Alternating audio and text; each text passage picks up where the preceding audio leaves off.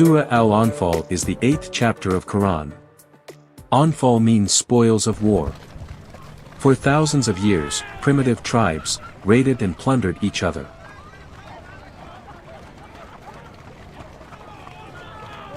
The more savage societies also looted the wives and children of the vanquished. Women were often raped and children were enslaved and sold. During Prophet Muhammad's era, the Arab Bedouin people did plenty of raiding and looting to each other. That was their way of life. For months during the year they abstained from fighting, when war was regarded as sacrilege. These were called sacred months, which are Muharram, Zulhijjah, Zulqa'dah, and Rajab. You can find a mention of them in the Quran Surah At-Tawbah, verse 5. Outside these months they were free to raid and loot one another. There was no central power to punish the aggressors.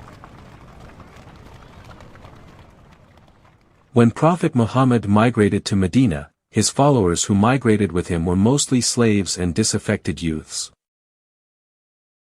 They were destitute.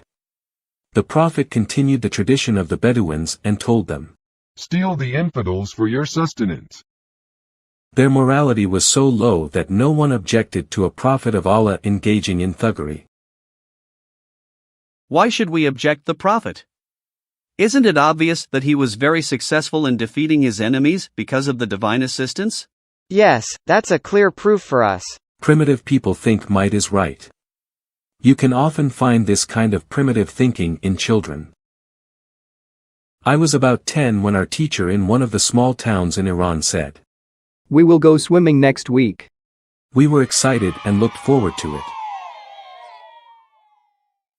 When the promised day came, we had brought our shorts and towels and were getting ready for a day of fun. There were a couple of students in our class who were Baha'i or Jew. "You both cannot come. You are Kafiran, therefore you can't be in the same pool with us Muslims." I can't forget the disappointment and sadness of those kids. That was a clear injustice, but as a 10-year-old child I was unable to see this as such. I felt sad, but I thought it is the kids' fault for not being Muslim. My sense of morality had not been evolved enough to see things clearly. I blamed the victims. In a society where everyone thinks like you, you get validation from others and your distorted thinking is confirmed. Our thoughts must be challenged in order to evolve.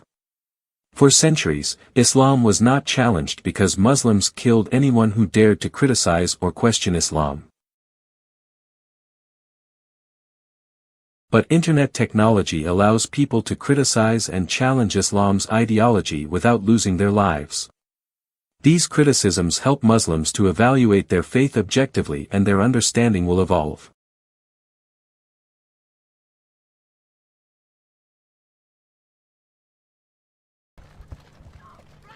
When Muhammad raided the caravans and the villages of the Arabs, massacred unarmed populations and plundered their belonging, enslaved their women and children, not only his followers, but also other Arabs did not see this as something utterly evil.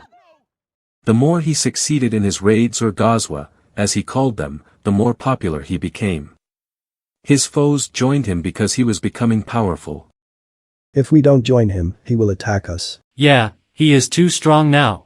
Tabari says Khalid ibn Walid and Amr ibn al-Ash were enemies of Islam and fought against Muslims. They converted when they saw Prophet Muhammad was becoming victorious. Arabs saw that those who converted to Islam had been enriched. All their earning came from robbery. But it was a robbery sanctioned by God. In their primitive way of thinking, that was an indication that God was behind Prophet Muhammad. Muslims' sense of morality has not evolved since the time of Muhammad. This primitive way of thinking of Arabs that believes might is right has spread to all Muslim countries. Once controlled under Islam, the Muslims would undergo a brainwashing system from childhood until adulthood. This system programs them to reduce their sense of morality and justice to be as primitive as their prophets. The great Persian historian, Muhammad ibn Jarir Tabari, narrates Prophet Muhammad's crimes in detail, describing his treacheries, robberies, rapes, assassinations and murders to the extent that the reader feels nauseated. Although I'm a highly learned man, I'm unable to see that the founder of that much evil cannot be a prophet of God. One of the greatest geniuses that ever lived was Jalaluddin Rumi. Despite all his talent, he too is incapable of seeing the man he calls his prophet was a thug. That's true. I even believe in Muhammad's nonsense that God transformed the Jews into pigs and monkeys when they broke the law of Sabbath. This is what evil ideology does to people. Smart people abdicate their intelligence when they believe. And as Voltaire says, when people believe in absurdities they can commit atrocities. Any sane person can understand that raiding someone's home, killing him, and robbing his belonging, is wrong. It does not require a lot of intelligence to understand this much. Yet amazingly, 1.7 billion Muslims, among them many educated people, are unable to see that. Prophet Muhammad has even a surah in the Quran describing how the stolen property should be divided. Surah Al-Anfal was written after the Badr robbery. It starts by saying, "They ask you, O Muhammad, about the spoils of war. Say, the spoils of war belong to Allah and the Messenger." Here, Prophet Muhammad makes the Maker of the universe a partner in his crime. Anyone with a brain the size of that of a cat knows that God has no use for the stolen belongings of a bunch of Arabs. All that spoil went to Prophet Muhammad, so why defile the name of God?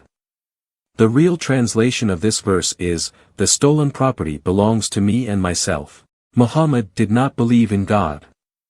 He used him as a tool to fool people. If he really believed in God he would not have dared to attribute so many lies to him. Sahih Bukhari, Volume 4, page 108, Hadith number 88. Narrated Ibn Umar that the Prophet said, "My livelihood is under the shade of my spear, and he who disobeys my orders will be humiliated by paying jizya." The virtue of the spear has been mentioned in this hadith and we have been informed that the livelihood and provision of the Prophet lies in the spear to gain more booty. This is why the Muhaddithin or hadith collector has stated that The best earning is that of war booty.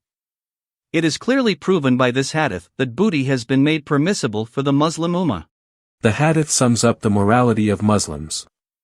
It say Muhammad earned his livelihood through robbery. As the result, Muslim scholars and muhaddithins have concluded, Booty is permissible and the best earning is the one that comes from robbery. Yes, but nowadays, the obligation of jihad has been forgotten, and we cannot earn our livelihood anymore by plundering and forcing the non-Muslims to pay jizya. The irony is that in Islam, theft is prohibited, and the punishment of the thief is chopping his hand for the first offense, and then amputation of other limbs for subsequent offenses. But that is when the thief steals from a Muslim. When the victim is a non-Muslim, there is no punishment. Such thefts are regulated and encouraged. In the raid at Wadi al-Qura, right after the raid of Khaybar, a stray arrow killed a slave of Prophet Muhammad. Muslims gathered around him and congratulated him for attaining the paradise. Good luck to him. He will go to the garden. But the Prophet said, "Certainly not. His cloak is even burning on him in hell now. He had stolen the cloak he was wearing from the spoils of the Muslims." When the people heard that, a man brought 2 sandal straps to the Messenger of Allah and said, Rasulullah, I had no shoes, so I took this pair of sandal from the man I killed. "You will be burned in hell for stealing those sandals. Whatever is taken as spoil must be put in a pool and divided as Allah has ordained. 1/5 belongs to Allah and His Messenger, or me and myself, and the rest shall be divided among the raiders. The one with a horse gets 3 shares, the one on foot gets 1 share." Do you see the irony? The Muslims attacked infidels and gathered the spoils to distribute among Muslims. These 2 Muslims will go to hell because they stole a cloak and a pair of sandals from the spoils, but the spoil itself is lawful and the best way of earning a living. Even though Prophet Muhammad prohibited Muslims stealing from the spoils before he got his lion's share, he openly stole from his followers. Right after Khaybar was conquered, Prophet Muhammad set his eyes on the Jewish city of Fadak, which was the most fertile land in Arabia. The population of Fadak, assessing their prospect, decided to surrender. They sent a delegation to Muhammad while he was still in Khaybar, telling him that, "We will abandon our town in exchange for our lives." Okay, but I will allow you to stay if you give me 50% of what you produce to me. I accept your offer. Fadak is my personal property because Muslims did not fight there. The reason these Jews surrendered was obviously because of Prophet Muhammad's army. Without that army, would they have surrendered to one man? He took 20% of every plunder, without ever fighting personally or putting his life in danger. But he kept the entire wealth of Fadak to himself, because the populations of this town surrendered without a fight. He did the same with the land of the Jewish Banu Nadir in Medina. It is not that his followers were as dumb as not to notice, but that they were afraid to question him. I do what I please, and no one dares to argue with me. For Muslims, arguing with me is equal to arguing with God. That is what prevents Muslims from questioning Islam, since the Prophet's era up to today.